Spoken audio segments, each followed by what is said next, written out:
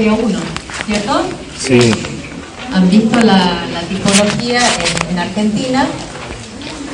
Bueno,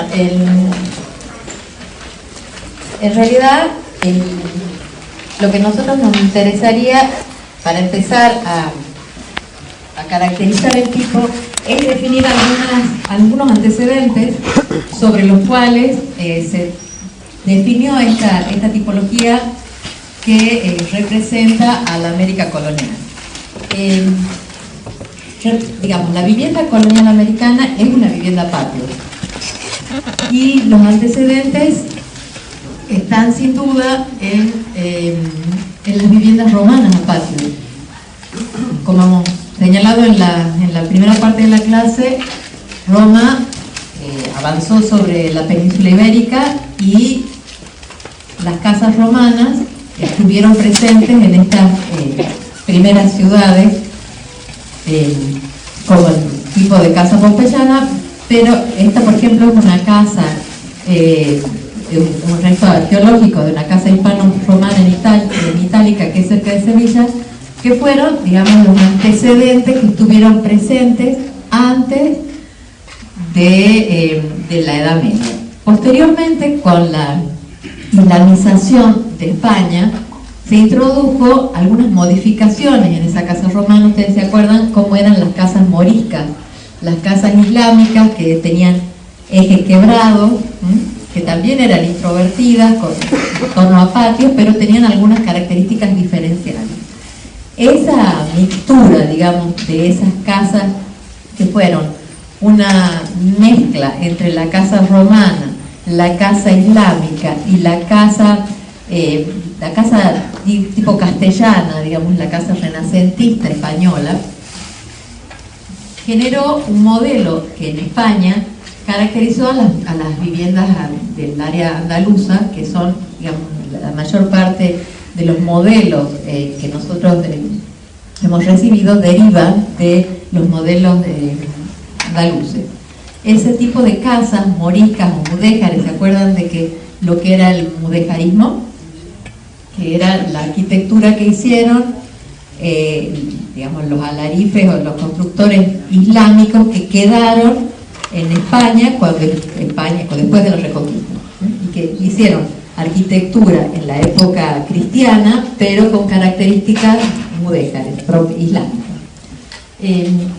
posteriores a la cristianización de los árabes.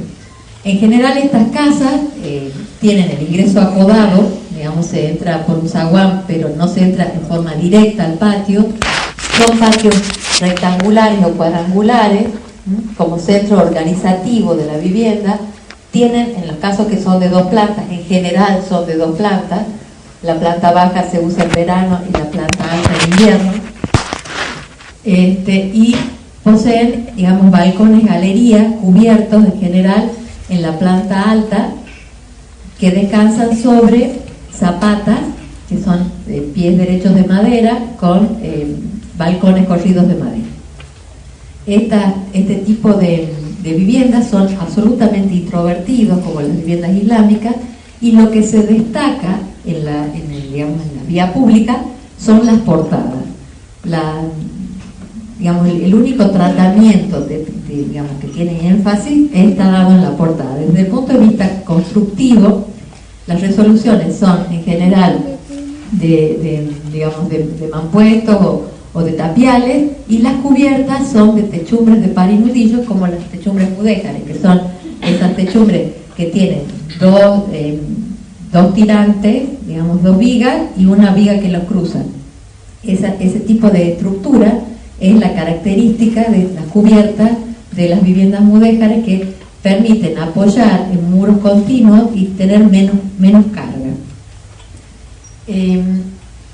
Estas casas derivaron, digamos, en lo que son las casas sevillanas, que son en torno a patios, como centralizadores, rodeados de galería. En muchos casos incorporan un lenguaje clásico más renacentista, como ustedes pueden ver en este tipo de galerías, que están mezclados con el lenguaje mudéjar.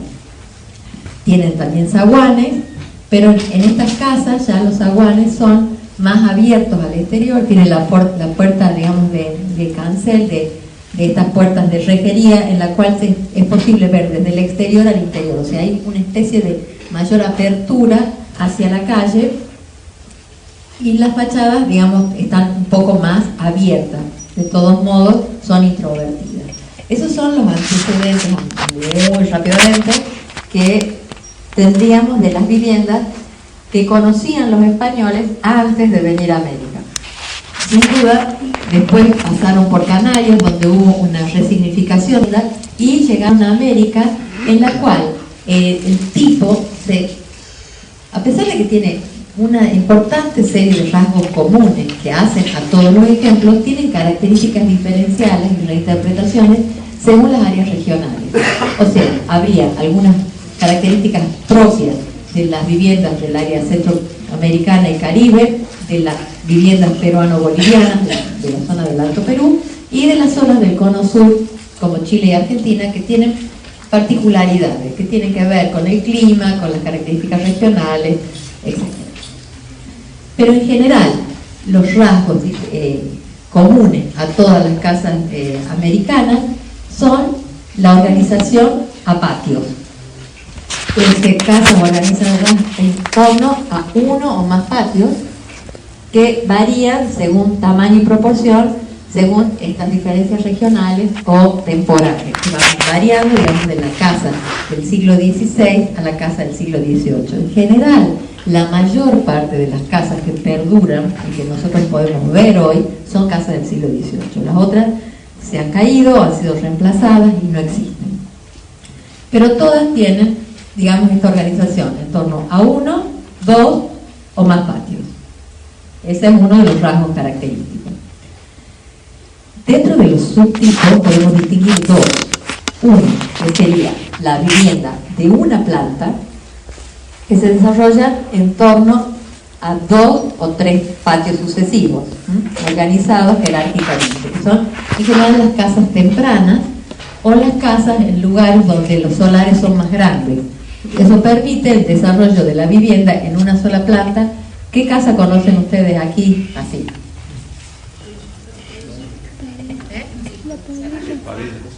La casa histórica. La casa Padilla es postcolonial, ¿sí? Es republicana y es media casa, no es una casa patio completa, ¿sí? Porque había dos casas y después la partieron, una y la partieron. Pero bueno, es como la casa histórica, que sería una casa a patio en planta baja, y se desarrolla, digamos, en las áreas donde hay mayor superficie o en las primeras viviendas. Y por otra parte, el tipo de vivienda de más de una planta, donde hay en general un patio y un traspatio, y están organizadas en terrenos más de menores dimensiones, o una mayor diversificación de la parcela, donde hay otras funciones dentro de la misma parcela que hacen que la casa se concentre en una superficie más pequeña. En ese caso, se organizan en torno a un patio principal y un traspatio o un patio secundario.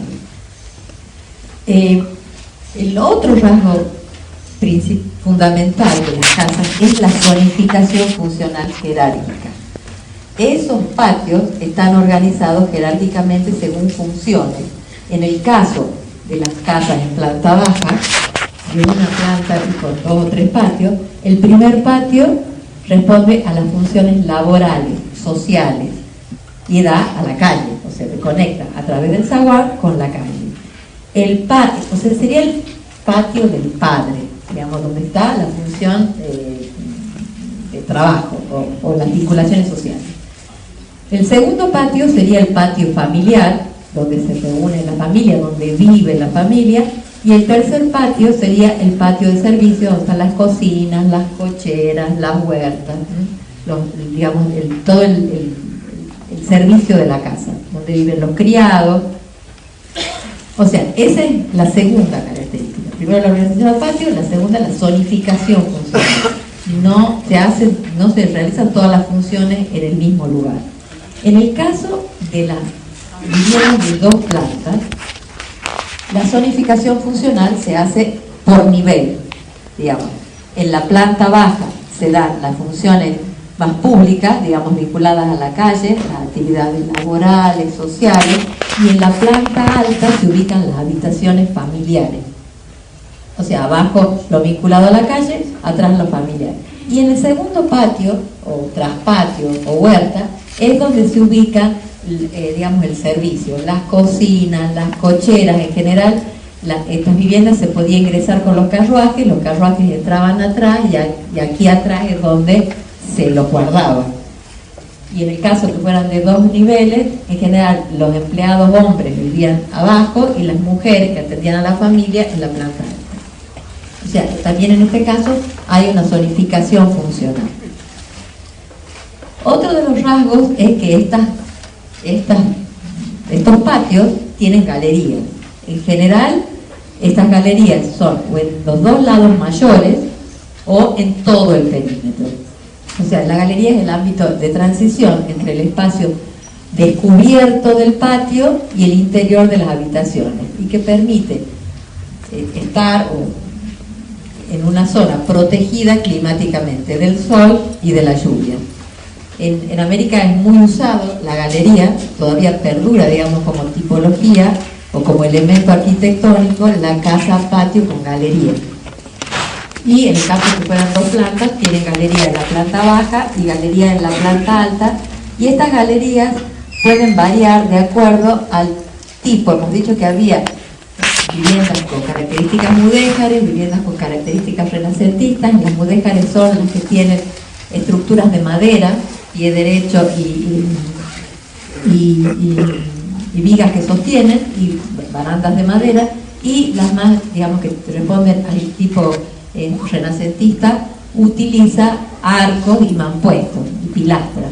Muchas veces están combinados. En general en la planta baja se usan arcos y pilastras, y en la planta alta, más liviana, la estructura de madera con balcones de madera, y también están con arquerías, digamos, que decíamos que tenían más que ver con las viviendas renacentistas, con las tipologías de pilastra y arco, y que responden a las casas más palaciegas a veces, que responden a estas tipologías, las casas más importantes.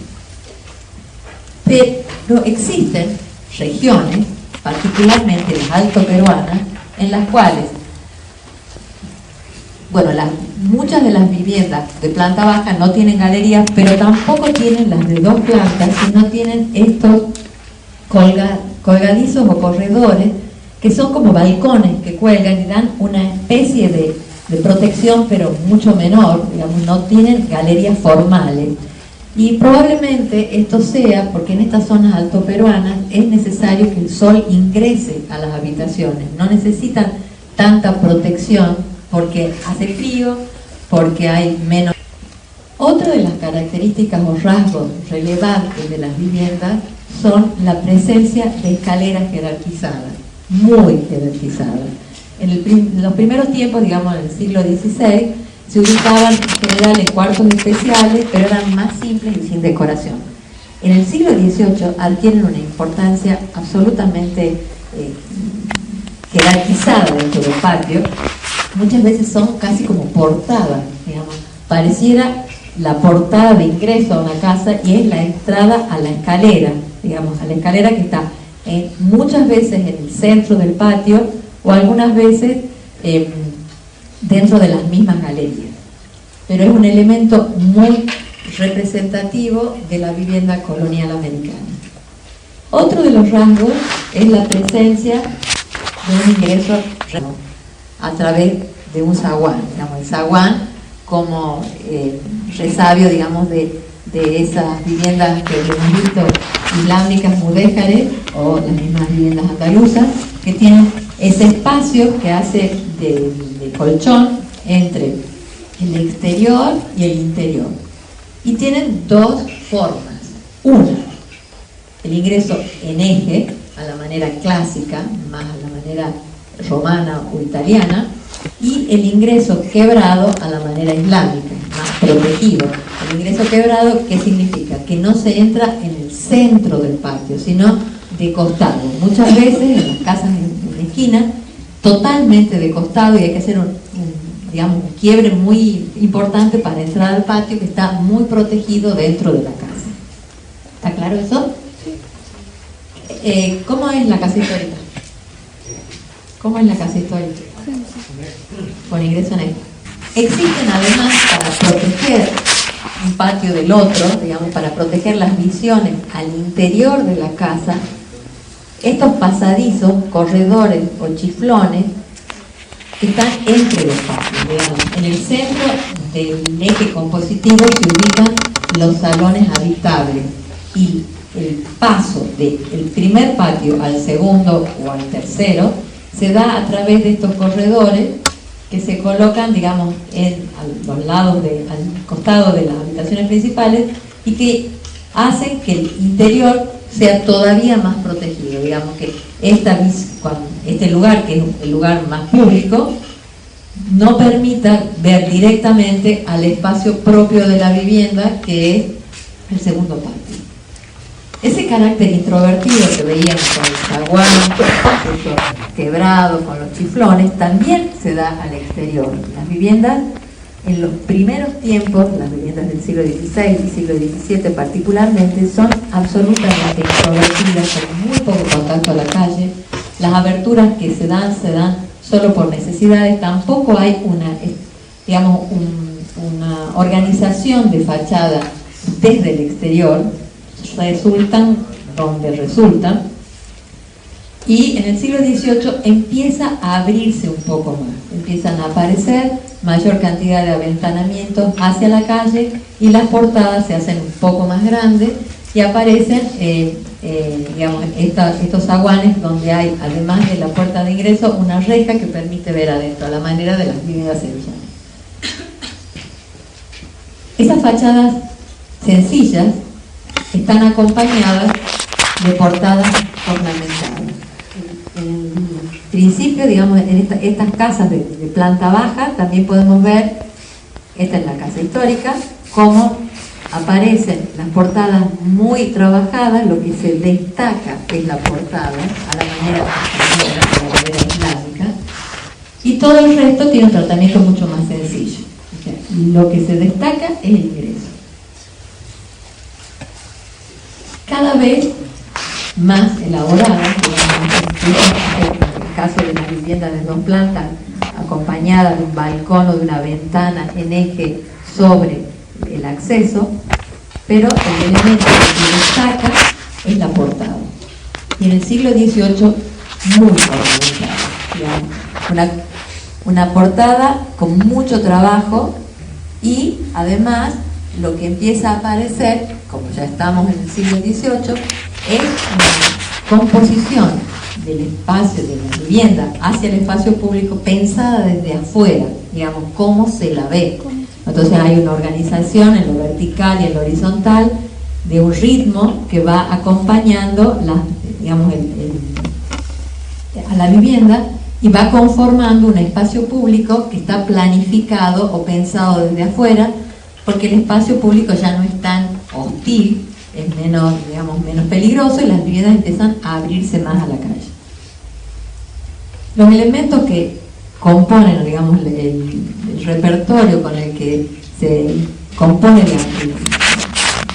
la fachada es fundamentalmente dado por balcones, que pueden ser balcones corridos, balcones individuales, balcones en esquina, de diversa manera, que vuelan, que están, digamos, adentro de la construcción, o que tienen ese formato de balcón cajón, como el balcón limeño, en el cual esta caja sale y está protegida, digamos, de la visión del exterior, pero se puede participar de la calle mucho más. O sea, empieza a abrirse la vivienda a la calle. En general, las ventanas todas tienen rejas, primero de madera, luego de hierro, que van acompañando, digamos, el ritmo del tratamiento de la fachada.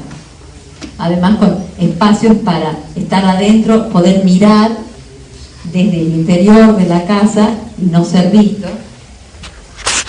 Otra otra de las características que tiene la casa cuando se complejiza, digamos, cuando empieza a haber más funciones en las ciudades, digamos, más en el siglo XVIII particularmente, y después en el principio del XIX, son las casas con vivienda de alquiler, que se parecen un poco a las domus romanas. ¿Se acuerdan las casas de los clientes de las domus romanas? Que hacían como de colchón entre el exterior y el interior de la casa. El zaguán se hace mucho más profundo y aparecen estas pequeñas casas, que son casas de alquiler, que tienen una o dos habitaciones, un patio y servicio. Y que se llaman habitaciones secundarias o accesorias, y que son la mayor parte de estas puertitas que uno ve cuando hay no una puerta y muchas ventanas, sino muchas puertas, es porque hay una sucesión de casas de alquiler o casas accesorias. Otro de los elementos que aparecen en la vivienda es vivienda y comercio, que en general la vivienda comercio empezó en las esquinas, en las 4 esquinas de las calles. Empezó a incorporar la función comercial, abriendo esa puerta de ángulo en la tienda esquinera, tan característica de los barrios. No sé, en San Carlos, por ejemplo, hay muchas, no sé si han ido cerca de Cafayate o en La Quebrada, todavía perduran este tipo de casas, que eran las casas con negocios, que abrían, digamos, a los dos lados, y en las 4 esquinas, o sea, se armaba como un pequeño centro comercial de esquina, que aparecen de distintas maneras, algunas veces de mampostería, en general con pilastras de madera o de piedra, que van armando estas esquinas. Y en las casas más señoriales, en las casas palacios, aparece lo que se llama casa almacén entresuelo, que son estas casas que hay, por ejemplo, en Lima, mucho en México, que se levanta, digamos, en la planta alta se hace más alta y se hace un entrepiso. Ese entrepiso sirve para las actividades del padre de la familia, digamos, en general para la biblioteca, para la atención de gente que va a la casa. Y una de las características interesantes de esto es que lo que mantiene la altura de los 2 niveles es el zaguán, porque por ahí tenían que pasar los carruajes que ingresan al interior de la casa. O sea, aquí aparece, como ustedes ven, un entrepiso, que es el entresuelo, que solo es accesible en el primer patio y que en general da a la calle, y que es el que responde, digamos, a las actividades propias del señor de la casa. Acá lo ven, ¿ven? Pero la portada y el zaguán mantienen la doble altura. Esas son las casas tipo, porque las casas coloniales, a pesar de que responden al mismo tipo, hay casas de gente común, digamos, que tienen los mismos elementos, pero mucho menos desarrollados que en este tipo de casas, donde hay otras funciones y donde además hay otros tratamientos, otra decoración, otros materiales, que eran, ¿se acuerdan cuando hemos dicho al principio? Las ciudades hidalgas, en las cuales querían ser como nobles, y entonces hacían casas que parecían palacios. Desde el punto de vista de la resolución constructiva, en general, bueno, depende también de las regiones. Esto que hemos visto, que hay 2 o 3 regiones, o 4 regiones, depende del área en donde estén. En general los muros son o de tapiales, de adobe y de ladrillo, o en los casos de los lugares donde estaban sobre viejas ciudades prehispánicas, muchas veces los muros son incaicos de piedra, como en el caso de Cusco.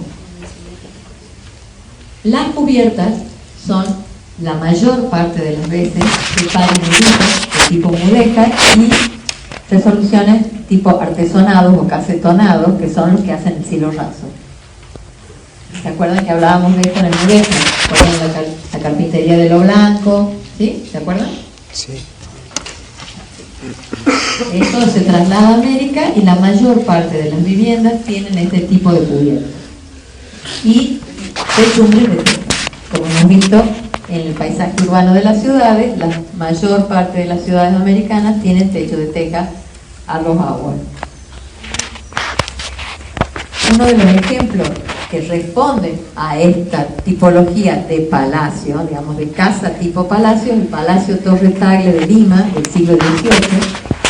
Miren lo que es el edificio, lo que representa esa fachada a la calle, lo que significa en esa ciudad colonial, el poder, el valor que tenía esa familia dentro de la sociedad colonial. El edificio era la casa del marqués José de Tagle y Bracho, que era un comerciante enriquecido, obviamente, que además tuvo cargos militares importantes. Es una de las grandes residencias cortesanas urbanas y se ubica, como decíamos, que digamos, había esa jerarquización con respecto al centro de la plaza, que cuanto más importante, más cerca de la plaza estaba. La casa está a una cuadra de la Plaza Mayor de Lima.